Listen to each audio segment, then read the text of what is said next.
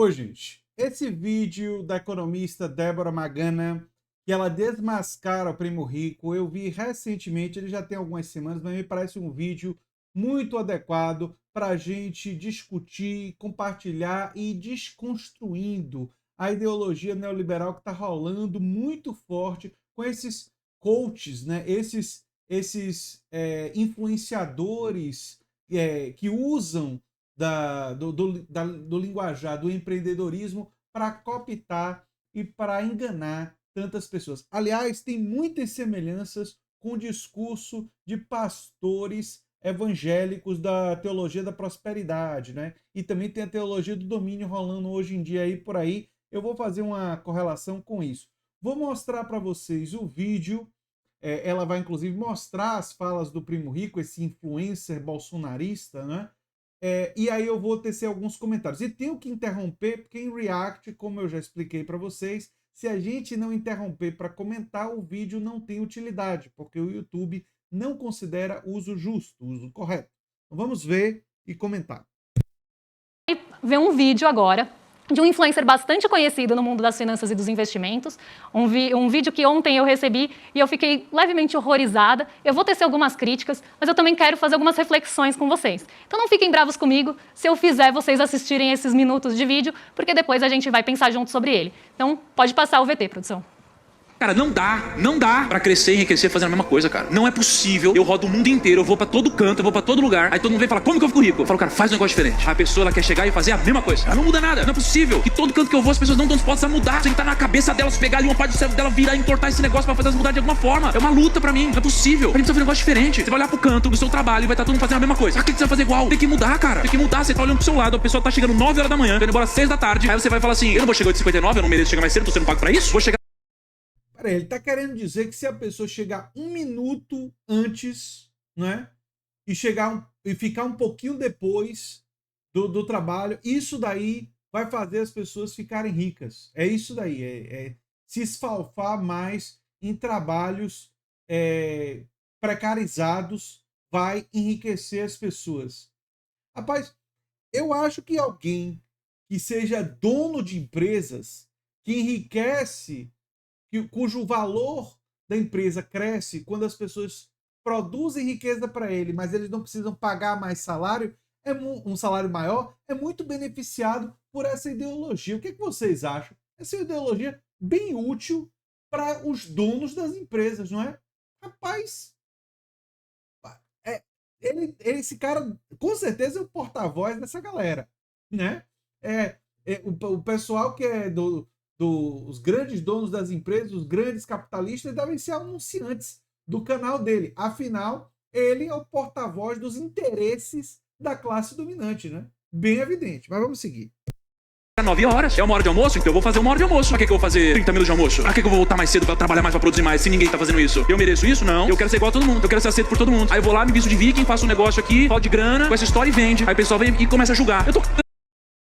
Ele provavelmente iria adorar o que a Walmart fez lá nos Estados Unidos, que acabou com a hora de urinar. Sim, muita gente usa fralda e urina no próprio local de trabalho para não ter que sair para urinar. Ele deve achar que esse tipo de situação de trabalho que existe lá nos Estados Unidos, né, que foi muito denunciada, não sei como é que está hoje, mas várias dessas empresas, das grandes corporações, tinham esse tipo de prática instituída porque as pessoas tinham limite da quantidade de minutos que poderiam sair para urinar. E tinham pessoas preocupadas em não ter o salário cortado porque excederam o limite, aí usavam fralda. Aí, um cara tipo o Primo Rico vai olhar para uma coisa dessa e dizer, é assim que se faz, né? Humilha o povo pobre, o povo trabalhador, não é? E que é assim, através de se humilhando desse jeito, é que eles vão enricar. Agora, uma coisa ele disse, eu vou aproveitar, que realmente a classe trabalhadora deve pensar em fazer coisas diferentes. Mas sabe qual é a diferença? Não é a que ele pensa. É se organizar em organizações sindicais e movimentos sociais progressistas para lutar pelos seus direitos. É se organizar com trabalho associativo, tentando fundar ou se associando a empresas cooperadas para ser um trabalho cooperado, ser um trabalhador cooperado e ser um dos donos de uma empresa cooperativa para que o seu trabalho enriqueça eles e não um dono capitalista. Então tem coisas diferentes realmente mudanças que realmente deveriam acontecer, mas tem mudanças estruturais e tem mudanças no espaço de trabalho. Não é com atitude individualista, né, que você conseguiria resolver tudo. Né? Individualismo se submetendo a uma estrutura hierárquica e hiperexploratória. Quem acredita que sendo hiperexplorado vai de repente, ganhando um salário baixo, vai virar, né, todo mundo vai enricar assim, um monte de gente vai enricar assim, é uma pessoa que foi cooptada por esse tipo de ideologia.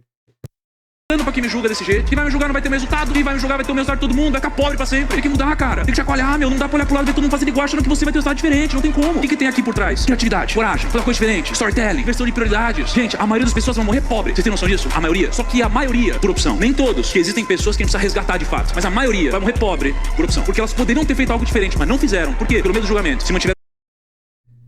Vão morrer pobre por opção. A culpa é delas. Gente, isso lembra muito o discurso de pastor que diz assim, ó o discurso do pastor. O pastor diz assim, você tem que rezar muito e dar dinheiro para a igreja e sua vida vai mudar. Aí quando a vida não muda e a pessoa chega, pô, minha vida, pastor, não mudou. Ah, você não teve fé suficiente, você não rezou o suficiente, você não doou dinheiro para a igreja suficiente. Você tem que rezar mais, doar mais. Entendeu? A culpa é sua. É muito semelhante o discurso. Eu quase esperava ele dizer na sequência que para você enricar, você tem que fazer mais cursos dele e você assim você vai enricar. Você tem que dar mais dinheiro para o site dele, para o canal dele, que assim você vai enricar. Ficou esperando essa promessa aparecer. Estagnadas e não chegar em lugar nenhum. E no final da vida elas vão ensinar o filho delas da forma errada de novo. E o filho vai ser pobre, vai sofrer, e vai passar isso adiante, e vai criar famílias destruídas e assim por diante. A gente tem que mudar. Bom, sem palavras, esse vídeo me causa até um pouco de mal-estar, porque eu acho muito cruel a gente colocar que a pessoa vai morrer pobre por opção no Brasil. A gente acabou de ver que a cesta básica, itens básicos de consumo, consomem 64% do salário mínimo. Então vamos pegar uma pessoa que ganha um salário mínimo aqui no Brasil. Ela tem que gastar 64% com itens básicos de necessidade. Ela precisa pagar aluguel, ela precisa pagar sua água, ela precisa pagar luz, ela precisa ter gás para cozinhar, se tiver gás para cozinhar. Então, a gente tem uma realidade no Brasil que é totalmente descolada disso. E aí não dá para falar que se você chegar 1 minuto mais cedo no trabalho e sair meia hora depois, isso que vai mudar a sua cabeça para que você seja rico no Brasil. E aí eu quero tecer 2 pontos de crítica e um de reflexão aqui, como eu falei com vocês. Primeiro, entreguem o Prêmio Nobel de Economia para essa pessoa que já decidiu, já resolveu o problema da pobreza mundial, já que é só chegar 1 minuto antes e sair meia hora depois. Eu estou brincando aqui, mas é para a gente pensar o que está por trás desse discurso. Porque fazer meia hora de almoço, chegar antes, sair depois, isso é um discurso bastante utilizado aqui no Brasil, até numa cultura, de tentar criar uma cultura de trabalho, que as pessoas, se não prosperarem, a culpa é toda delas. Então você está jogando no indivíduo a culpa de não prosperar. E isso cabe muito bem para um discurso neoliberal, porque se não der certo, a culpa é sua, que não foi capaz, que não se esforçou o suficiente. E a gente sabe que isso tem raízes até bastante profundas na história do capitalismo. Então, se você não trabalha o suficiente, você que não colheu os frutos do seu próprio trabalho. É só fazer diferente, gente. Não tem desigualdade. As pessoas não saem de patamares desiguais. Inclusive, se a gente for pensar em pessoas que têm que fazer evasão escolar porque precisam trabalhar. Então, as pessoas não saem de patamar. Primeiro ponto. Ela foi brilhante e aqui ela toca num assunto importante da educação. Né? Um elemento gigantesco de desigualdade de ponto de partida tem a ver com acesso à educação de qualidade e acesso à informação e acesso a livros, acesso a estímulo e o estímulo para se qualificar profissionalmente. Como é que a gente pode cobrar de pessoas que têm que trabalhar desde muito jovens para sobreviver, para garantir a sobrevivência de sua família? Tem pouquíssima renda sobrando, que elas que nunca foram estimuladas, ou foram pouquíssimo estimuladas para o estudo, para o conhecimento, que é o estudo e o conhecimento a mais viável saída para melhora de condições socioeconômicas. Não é uma garantia, mas é aquilo que mais viabiliza a melhora socioeconômica, é aquisição e aprimoramento de conhecimento. Quando as pessoas são pouco estimuladas e a educação no Brasil é tão subfinanciada, nós temos poucas escolas técnicas e nós estamos ainda precisando investir muito mais em educação e também ter investimento maior em fortalecer os empreendimentos cooperados, onde os trabalhadores, sendo donos dos meios de produção, eles vão ficar com excedente e aí sim vai ser uma organização onde muitos trabalhadores podem viver melhor e, para os padrões brasileiros, enriquecer. Porque quando tiverem renda superior a 7, 8 mil reais, num país como o Brasil, vão ser considerados quase ricos, né? Porque é uma renda completamente diferente da maioria da população. Mas, enfim, segue, Débora, porque essa Débora, assim como a minha esposa, está mandando ver muito bem nos argumentos. Vamos lá. A largada já não é justa. Muita gente sai atrás nessa largada. E aí você coloca a culpa no indivíduo e a gente sabe que ele é uma das principais vozes quando a gente está falando de mercado financeiro, de investimentos e também dessa coisa do empreendedorismo. E para quem estava no Despertar Empreendedor, que eu até fiz um discurso um pouco crítico, um beijo para quem estava no Despertar Empreendedor e está aqui no chat, que eu vi até algumas pessoas, eu teci algo crítico sobre isso, era sobre isso que eu estava falando. Porque se a gente coloca que a culpa é da pessoa, com todo esse discurso moldado, também é muito fácil de você tentar vender uma outra ideia para ela como se isso fosse uma mágica.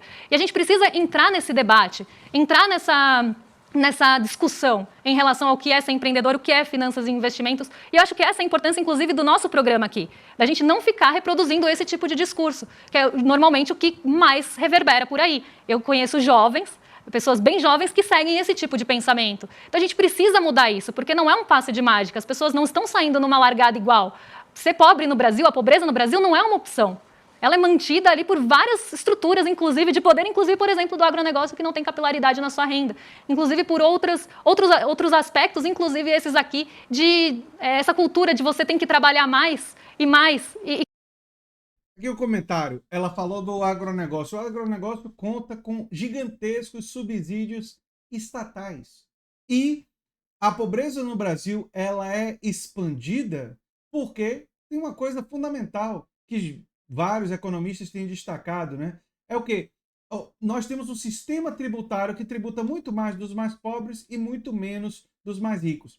Eu, inclusive, fiz uma pequena brincadeira aí, porque a Débora Magnano é xará da minha Débora, minha esposa, né? E Débora, minha esposa, vai aparecer num vídeo hoje, mais tarde, fiquem de olho, Fausto, né? Que ela vai falar sobre aqueles que vendem a alma ao diabo, uma peça que esculhamba com a Damares, o Netanyahu, enfim, esculhamba com a extrema-direita, brilhante a peça, por sinal, e ela vai comentar um pouco dessa peça comigo.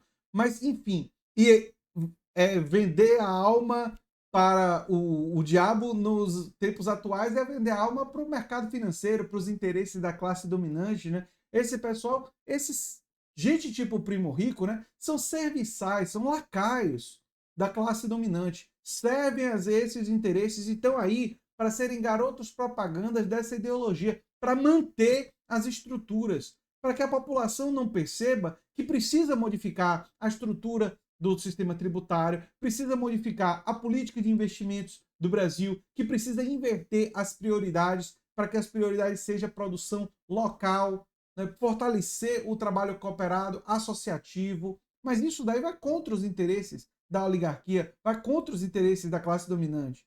Então a classe dominante coloca, né, os seus primos ricos, os seus influenciadores, né, para serem os propagadores de sua ideologia, né? Quem que vai ganhar com isso no final da linha? Então, eu quero realmente trazer essa reflexão de como o nosso programa é importante nesse assunto, porque muitas vezes no campo progressista a gente quer se distanciar disso. A economia não é para mim, investimento não é para mim, empreendedorismo também não é para mim, então vou me distanciar disso, mas não. A gente tem que se apropriar desse debate para conseguir debater com esse tipo de pensamento aqui. Concordo integralmente com ela. Integralmente. Concordo integralmente. Inclusive, vou além. Eu acho que a gente tem que chamar o cooperativismo de empreendedorismo coletivo. Se apropriar da palavra empreendedorismo. Quem disse que empreendedorismo é uma palavra da direita? Não. Eu quero Eu quero empreender, mas eu quero que o empreendimento seja controlado pela classe trabalhadora. Por que isso não é um empreendimento? É claro que é. Uma empresa controlada democraticamente pelos trabalhadores é um empreendimento coletivo, é empreendedorismo coletivo. Nós devemos entrar no debate do empreendedorismo para defender uma forma de empreendedorismo que empodera a classe trabalhadora, que empodera as classes historicamente oprimidas. Essa tem que ser a nossa estratégia. Brilhante, Débora, e eu estou só acrescentando nos excelentes argumentos que ela está desenvolvendo. Vamos terminar de ver o vídeo e depois eu trago mais argumentos. Que hoje é majoritário e está cooptando todo mundo porque parece realmente uma solução muito fácil. E aí falar que a pessoa não vai morrer pobre por opção porque ela não trabalhou o suficiente, e esse mesmo influencer, ele também já tinha falado que não há pobreza no Brasil que resista a 12 horas de trabalho, ele está totalmente descolado da realidade brasileira. As pessoas no Brasil trabalham 12 horas, elas saem 5 horas da manhã das suas casas, passam o dia muitas vezes prestando serviço para outras pessoas, trabalhando ali, às vezes, se a gente for pensar, né, trabalhando inclusive para pessoas como ele, passam o dia inteiro fora de casa, chegam à noite, ainda tem que dar conta da jornada da casa, segunda jornada do dia, para ganhar um salário mínimo e ainda pagar água, luz e todas as contas e a cesta básica. Então, assim, é um descolamento da realidade absurdo. E aí, falar que a questão é que a pessoa não quer mudar, que oportunidade que ela tem também de mudar a sua realidade, num país tão desigual quanto o Brasil, em questões de educação, de evasão escolar e todas as outras questões estruturais que a gente tem de machismo, de racismo no nosso país. Que condições as pessoas têm de mudar? E aí falar que chegar antes e sair depois é uma mudança de mindset, como para falar em inglês, para ficar mais bonito. E aí isso é uma mudança de mindset que vai mudar a vida da pessoa e a pessoa vai morrer pobre por opção. Desculpa, mas as meninas no bom xibom, xibom, bombom sabem mais da realidade brasileira do que esse influencer aqui. Brilhante. Um cara daqui do Brasil, chama Thales. Brilhante a fala dela. Brilhante. Achei realmente excelente. E era isso que eu queria trazer para vocês hoje. E hoje, mais tarde, assistam mais vídeos, inclusive a análise minha e de Débora Meirelles Jacobina, minha esposa, da peça Fausto. Vai aparecer à noite. Um abração e até o próximo vídeo. Se você gosta do que a gente faz, já sabe o que fazer. Quem sabe vira membro, apoiador, faz um dos nossos cursos. Os nossos cursos que buscam trazer educação sem promessas mentirosas. Né? Cursos que trazem, tentam contribuir com a educação das pessoas. Né? Um abração e até o próximo vídeo. Tchau, tchau.